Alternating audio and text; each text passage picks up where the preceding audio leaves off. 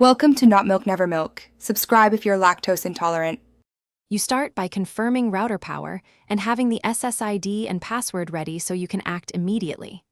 Next, click the network icon in the taskbar or Open Action Center to show available networks.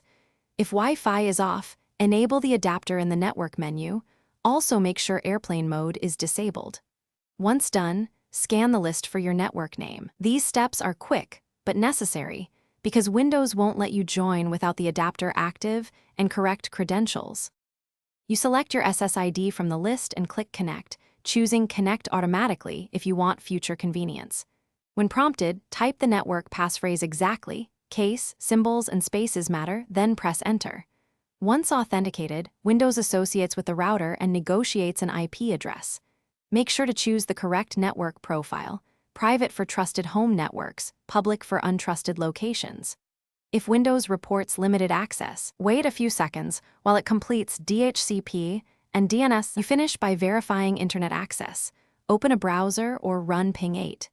8 to check connectivity. If pages fail to load, toggle the Wi-Fi adapter off and on, or use settings network and internet status to run the troubleshooter.